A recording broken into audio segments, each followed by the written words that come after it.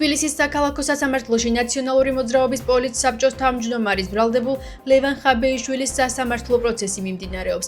ამ ეტაპზე ხაბეიშვილის მიმართ შეფარდებული აღკვეთის ღონისძიება პატიმრობა ისინჯება. ლევან ხაბეიშვილმა სასამართლოს ხდომაზე განაცხადა, რომ თავს დამნაშავედ არ მიიჩნევს. მისი თქმით, ორი შვილი ჰყავს, რომლებსაც მშობელი მოაკლდა, თუმცა მათ იციან, რომ მამა ბრძოლაშია. ცნობისთვის ხაბეიშვილს ბრალდება საქართველოს სისხლის სამართლის კოდექსის 329 მუხლით წარედგინა, რაც უკანონო ქმედების ჩასადენად მოხელისთვის ქრთამის, ფულის გადაცემის დაპირებას გულისხმობს, რათა მან თანამდებობრივი უფლებების განხორციელებისას და მოვალეობების შესრულებისას ქრთამის მიცემის სასარგებლოდ განახორციელოს რაიმე ქმედება ან თავი შეიკავოს რაიმე ქმედების განხორციელებისგან. ხაბეიშვილს ბრალი ასევე წარედგინა საქართველოს სისხლის სამართლის კოდექსის 317 მუხლით, რაც გულისხმობს საქვეყნოდ მოწოდებას სახელმწიფო ხელისუფლების დამხობისკენ.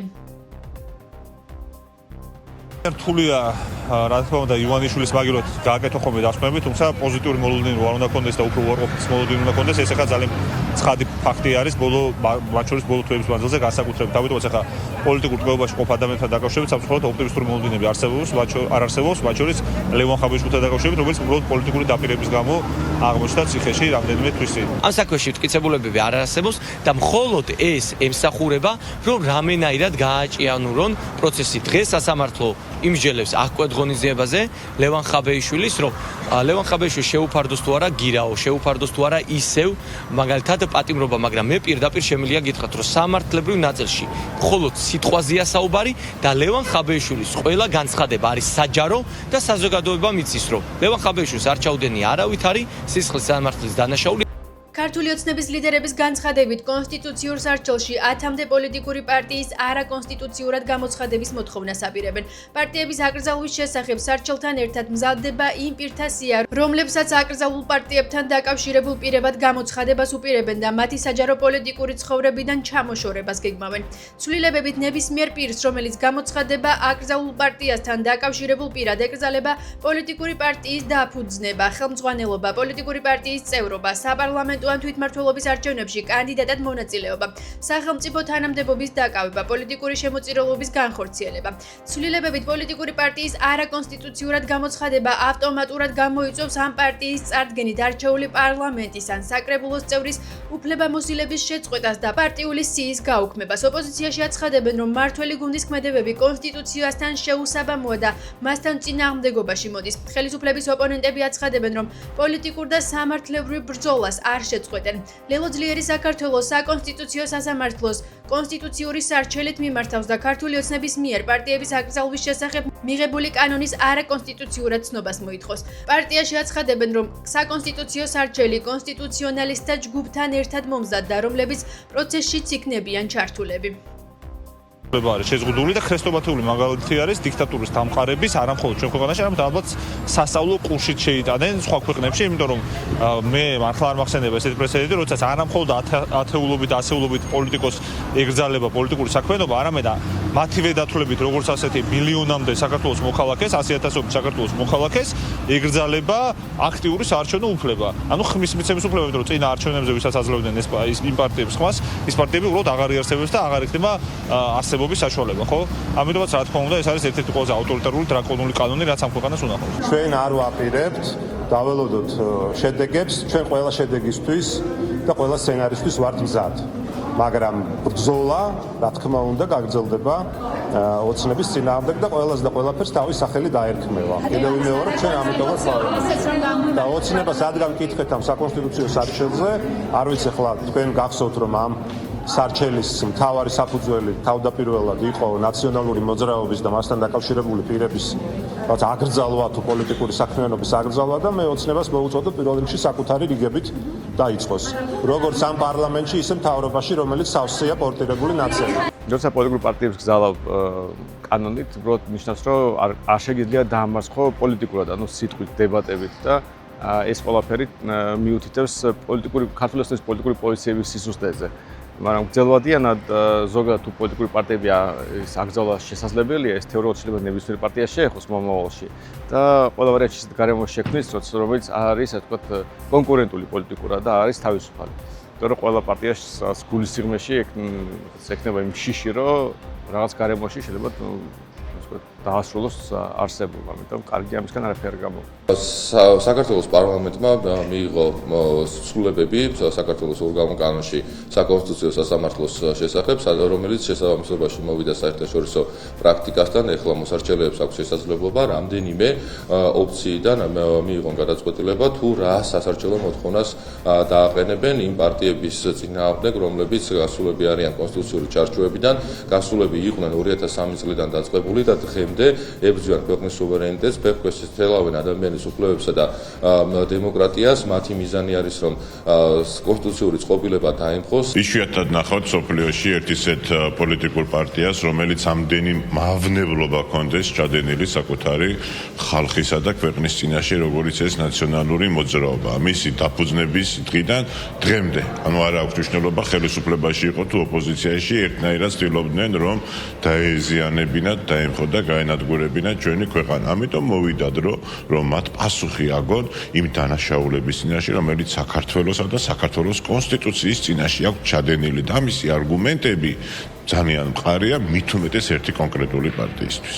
ევროპასთან ინტეგრაციის კომიტეტის თავმჯდომარე ლევან მახაშვილი ევრონესტის საპარლამენტო ასამბლეას წერილით მიმართავს, სადაც განმარტავს, რატომ შეიკავა თავი საქართველოს პარლამენტის დელეგაციამ ერევანში ევრონესტის საპარლამენტო ასამბლეის მე-12 პლენარულ სესიაში მონაწილეობისგან.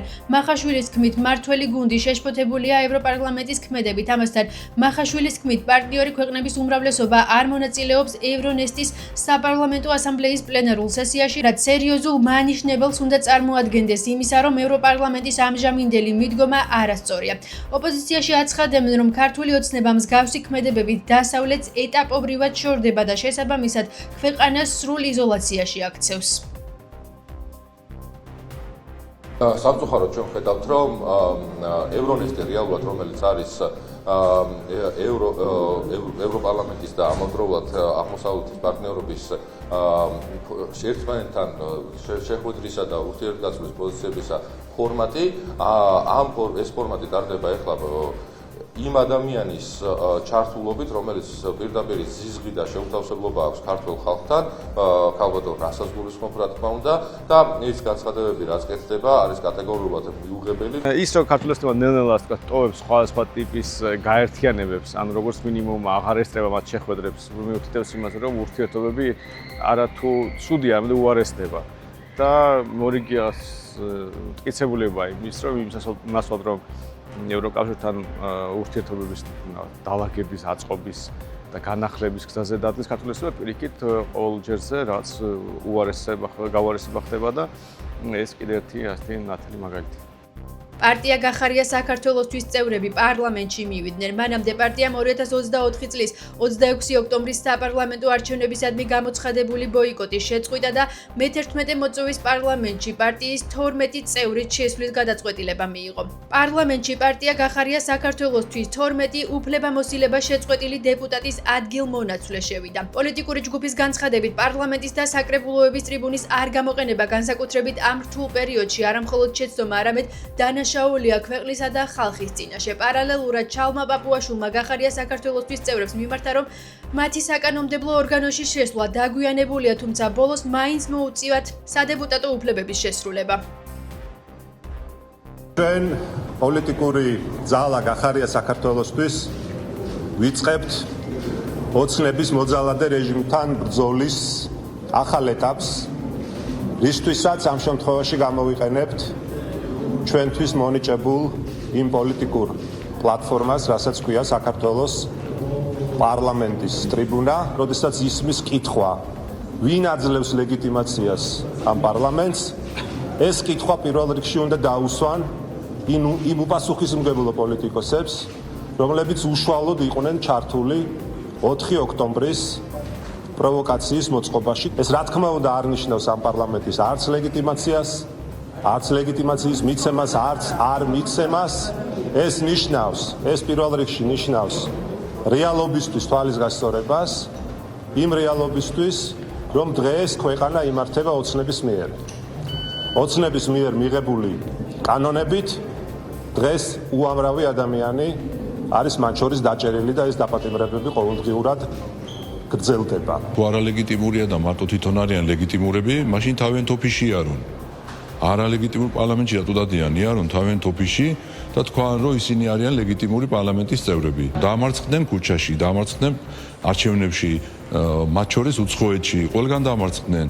და ეხლა შესაბამისად თქვენს რომ რაღაც დაფინანსება მაინც მოვიპოვოთ და შესაბამისად პოლიტიკური თავშესაფარი იყოს, მაინც პარლამენტის წევრი დაცულია სხვადასხვა თავდასხმებისგან და მათი აზრია ის, რომ რაც ყველაზე მთავარია, თავიანთი გაბრაზებული ამომრჩეველი იქნებ შემოირიგონ, რომელიცაც ერთი წლის წინ უთხრეს, რომ სწორია პოლიტიკური ბოიკოტიო და ერთი წლის შემდგომ, როცა ამომრჩეველმა წითელი აუნთო გახარიას, თქვა, რომ კი ბატონო შევალ პარლამენტში. აი სასაცილოდ იხდიან თავს აი გამონათქვამებით იმ წიაღსვლებით, რომელსაც ზოგადად პარლამენტთან მიმართებით ამბობენ, ერთი მხრივ უნდათ შესაბამისი ბენეფიტების გამოყენება, რაც საპარლამენტო საქმიანობასთან არის დაკავშირებული, მეორე მხრივ იმ რაღაც დეგრადირებულ პოლიტიკურად არასწორ გზას თავს არანებებენ, მათ უნდათ იმ პოლიტიკის გაგრძელება, რასაც ქვია კოლექტიური ნაცმოძრაობის ერთი ფრთის დავალების შესრულება და ეს დავალება არის უკვე საპარლამენტო საქმიანობა, როგორც ეს ეთყობა, რაც მათ მიიღეს ქვეყნის ფარგლების გარედან დავალების მიმსწრებისგან. ქართული ოცნება პარლამენტში ინტერპელაციის წესით ირაკლი კობახიძეს იბარებს. კობახიძის ინტერპელაციის ფორმატში მოსმენა ნოემბრის ბოლო კვირას გაიმართება. პარლამენტის თავმჯდომარის შალვა პაპუაშვილის ინფორმაციით, კითხვები, რომლებსაც კობახიძემ პარლამენტის პლენარულ სხდომაზე უნდა უპასუხოს, განათლების რეფორმასთან დაკავშირებულ საკითხებს შეეხება. პარლამენტში პირველი ინტერპელაცია ხვალ გაიმართება. ინტერპელაციის პროცედურით ქართულმა ოცნებამ ინფრასტრუქტურის მინისტრი მოიწვია. ხვალიდან თბილისის მთავრობის წევრებს უფლებამოსილება ახალი საკრებულოს შეკრებამდე შეუჩერდებათ.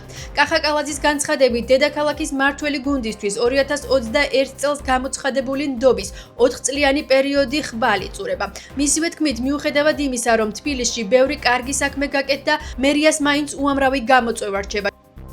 2021 წელს გამოცხადებული ნდობა 4 წლიანი პერიოდი ხვალ იწურება, შესაბამისად მთავრობის თითოეულ წევრს უჩერდება უფლებამოსილება, ვიდრე არ შეიკრიბება ახალი საკრებულო და არ მოხდება ისევ მთავრობის დამტკიცება. ეს მოხდება პარასკევს, ჩვენ მოგვიწევს ყველას მისვლა თბილისის საკრებულოში, კიდევ ერთხელ წარუდგენთ საზოგადოებას ჩვენს ხედვას, კონკრეტულ პროექტებს, გეგმას თბილისთან დაკავშირებით, თუ როგორ უნდა მოხდეს ქალაქის განვითარება.